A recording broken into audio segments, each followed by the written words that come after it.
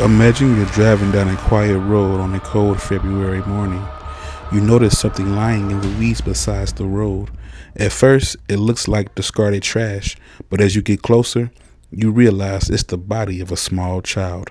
No missing person report, no witnesses, no name. For more than 60 years, America would know him by only one name: the boy in the box. Philadelphia, February 25th, 1957. The city was booming after World War II, but beneath the growing neighborhoods and the busy streets, one of America's most heartbreaking mysteries was about to unfold.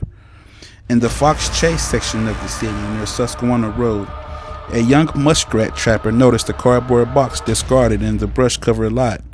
Afraid of being accused of trespassing, he left without telling anyone. A few days later, another man searching the area would discover the same box. This time, he looked inside. The horrifying discovery would launch one of America's largest murder investigations.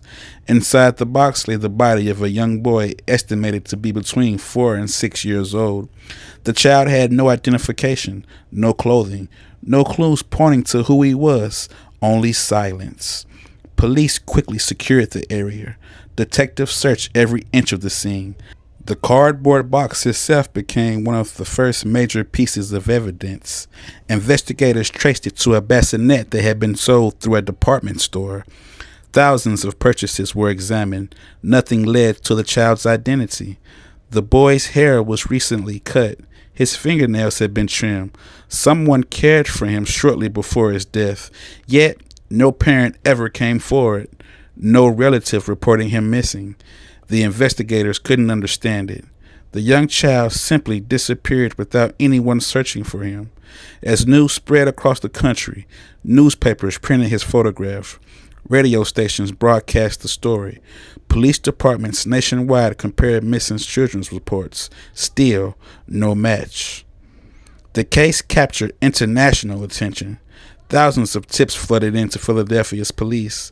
Psychics claimed they knew the truth. Private investigators volunteered their time. Neighborhood searches old memories for anything unusual. The child's face appeared on posters across America. Even funeral homes displayed his photograph. Investigators hoped that someone, anyone, would recognize him. Despite all the publicity, no one did. The mystery only deepened. Who was the little boy? Where did he come from? And why did nobody seem to know he was gone? Over the years, detectives followed countless leads.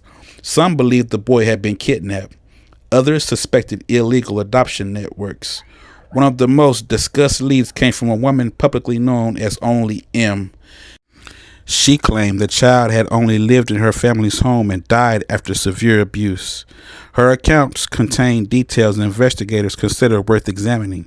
However, they never was able to verify enough evidence to prove her story. Without physical evidence, the leads remained unconfirmed. Other suspects came and went. Each promising lead eventually reached another dead end. The case slowly grew colder, but investigators refused to close the file.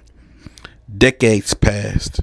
New detectives inherited boxes filled with reports, photographs, interviews, and evidence. Technology improved. Forensic science advanced. DNA testing became more powerful with every passing year. Investigators carefully preserved what evidence they still had, believing that someday science might answer questions traditional detective work could not. Many people doubted the case would ever be solved, but detectives never completely gave up. Sometimes, justice simply waits for technology to catch up. More than 65 years after the boy was found, advances in forensic genealogy finally gave investigators a new path forward.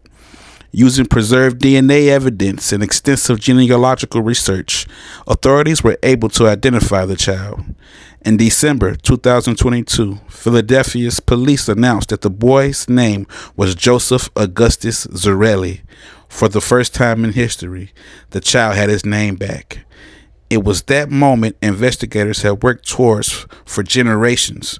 But while one mystery had finally been solved, others remain. Who was responsible for his death? What exactly happened during his final days? Those questions continue to challenge investigators. The boy in the box represented every unidentified child whose story had been forgotten. Today we know his name. We know he existed.